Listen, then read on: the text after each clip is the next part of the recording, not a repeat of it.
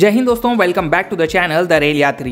दोस्तों आज के इस वीडियो में हम लोग आरएसी के बारे में पूरी डिटेल इन्फॉर्मेशन जानेंगे और साथ ही में आप लोगों में से बहुत से लोगों के सवाल आ रहे थे आरएसी में कोच या सीट नंबर कब पता चलता है, आरएसी के कंफर्म होने के पीछे का मेन कारण जो होता है जो बहुत कम लोग जानते हैं उसके बारे में हम लोग जानेंगे और आरएसी कितना कंफर्म हो जाता है इसके बारे में भी आज के इस वीडियो में हम लोग समझेंगे।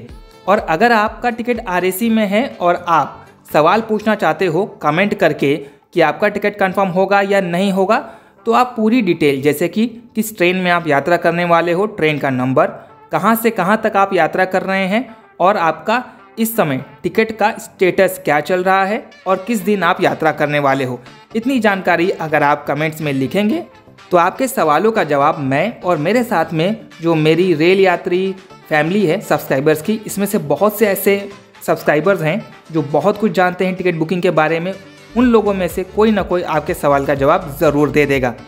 फिलहाल दोस्तों अगर आप इस चैनल पर पहली बार आए हो तो चैनल को सब्सक्राइब कर लीजिएगा और बेल आइकन को भी प्रेस कर दीजिएगा। पूरा वीडियो देखने के बाद वीडियो पसंद आए तो वीडियो को लाइक ज़रूर करिएगा। सबसे पहले हम लोग ये समझ लेते हैं कि आरएसी होता क्या है। आरएसी के बारे में जो लोग नहीं जानते हैं उनके लिए बता दूं, रिजर्वेशन अगेंस्ट कैंसिलेशन, ये फुल फॉर्म है आरएसी का। अगर किसी कंफर्म व्यक्ति का टिकट कैंसिल होता है तब आपका आरएसी टिकट कंफर्म होता है, ये है सीधा सीधा इसका मतलब। लेकिन आरएसी के कंफर्म होने के पीछे के बहुत सारे कारण भी होते हैं, उसमें से मेन कारण होता है वीआईपी सीट्स। वीआईपी सीट्स का क्या रोल होता है आपके आरएसी टिकट को कंफर्म करवाने में, इसके बारे में हम लोग इस वीडियो के लास्ट में समझेंगे। दोस्तों आप लोगों में से बहुत से लोग ये चीज़ जानना चाहते हैं कि हमको सीट नंबर और कोच नंबर कब पता चलेगा। अगर आपका टिकट चार्ट बनने के बाद आरएसी में ही रह गया तो उस कंडीशन में आपके टिकट पर आर के बाद S1, S2, S3, S4 जितने भी स्लीपर के कोचेज़ होंगे उसके बारे में जानकारी होगी। और सीट नंबर की अगर बात की जाए तो seat number side lower berth का रहेगा।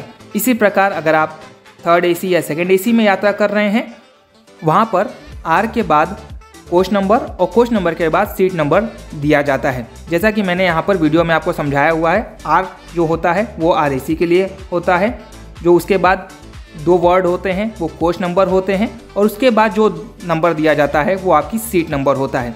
जब ट्रेन का चार्ट बनता है तो आपके पास एक मैसेज आता है, उस मैसेज में भी ये चीज़ क्लियरली लिखी हुई होती है कि आपकी सीट आरएसी में है और ये वाली एसएलबी सीट आपको यानी कि साइड लोअर सीट आपको दी जाएगी। दोस्तों कभी कभी ऐसा भी होता है कि आपका टिकट आरएसी में 10, 20 या जो कुछ भी रहा होगा वो होता है और आपकी ट्रेन के चलने के समय में बहुत दिन रहते हैं और उसके बाद धीरे धीरे घटते घटते वो कंफर्म हो जाता है। जब टिकट कंफर्म हो जाता है और CNF लिख जाता है आपके PNR में, तब बहुत से लोग इस चीज़ को भी लेकर कंफ्यूज होते हैं कि भैया अब सीट हमको कब मिलेगी और सीट नंबर कैसे पता चलेगा। उस कंडीशन में भी जब चार्ट बनेगा तभी आपको सीट नंबर मिलेगी, क्योंकि रेलवे तुरंत सीट अलॉट नहीं करता है। आरएसी से अगर आपका टिकट कंफर्म हो गया है और आपकी ट्रेन के चलने के समय में 1 दिन, 2 दिन, 10 दिन, 5 दिन का समय है, तो जिस दिन चार्ट बनेगा यानी कि ट्रेन चलने के 4 घंटे पहले आपके पास सीट नंबर और कोच नंबर आ जाएगा रेलवे की तरफ से मैसेज आने के वक्त। और अगर मैसेज नहीं आता है तो आप ट्रेन चलने के 4 घंटे पहले खुद ही PNR चेक कर लीजिएगा, आपको कंफर्म पता चल जाएगा कि आपको सीट नंबर और कोच नंबर कौन सा दिया गया है। दोस्तों मुझसे एक सवाल और पूछा जाता है कि मैं कितना आरएसी टिकट ले लूँ कि मेरा टिकट कंफर्म हो जाए। इसमें 2 कंडीशन होती हैं, 2 चीज़ें मायने रखती हैं जिस वजह से आपका आरएसी टिकट कंफर्म हो सकता है। आपकी जर्नी कितने दिनों के बाद होनी है, 1 महीने बाद, 2 महीने बाद, 15 दिन बाद, 20 दिन बाद, इस चीज़ पर डिपेंड करता है। क्योंकि जैसे जैसे कंफर्म टिकट वाले अपना टिकट कैंसिल करेंगे आपका आरएसी धीरे धीरे कम होता जाएगा। और अगर आपकी ट्रेन के चलने के समय या आपकी जर्नी के समय में बहुत कम समय बचा है, उस कंडीशन में दूसरा फैक्टर काम करता है, वो फैक्टर होता है वीआईपी सीट्स। अब लोगों को ये पता ही नहीं होता है कि ट्रेन में कितनी वीआईपी सीट्स होती हैं।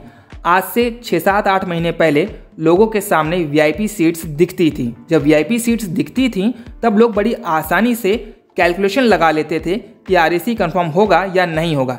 लेकिन जब से रेलवे ने इस ऑप्शन को बंद कर दिया है उसके बाद से बहुत से लोग अब कंफ्यूज होते हैं, चाहे बड़े एजेंट्स हों या कोई भी रेल यात्री हो।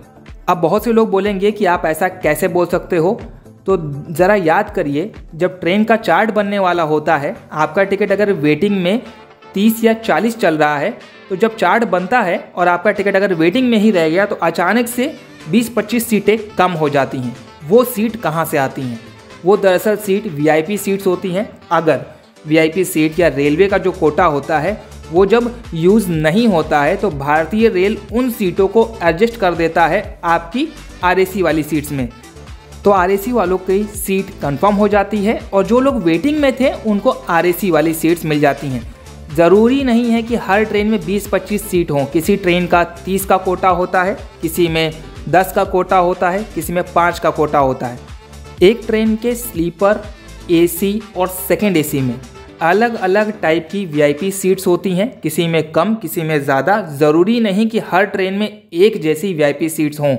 और अगर first AC chair car, executive class की बात करें तो हर ट्रेन में वीआईपी सीट्स का अलग से रेलवे कोटा रखता है। प्राइवेट ट्रेन्स में ये कोटा नहीं होता है। वहीं दूसरी ओर जो रेलवे की ट्रेन्स हैं, रेगुलर ट्रेन्स हैं, और चाहे वो स्पेशल ट्रेन हो, हर ट्रेन में कुछ ना कुछ कोटा ज़रूर रहता है। त्योहारों के सीज़न में और गर्मियों की छुट्टियों में, या फिर कोई ऐसा सीज़न हो जहाँ पर भीड़ बहुत ज़्यादा है, उस कंडीशन में ट्रेन में वीआईपी सीट्स पूरी तरीके से फुल हो जाती हैं। वीआईपी सीट्स कैसे फुल होती हैं, वीआईपी सीट्स के लिए कैसे अप्लाई किया जाता है, इसके बारे में भी मैं आपको थोड़ी देर में बता दूंगा।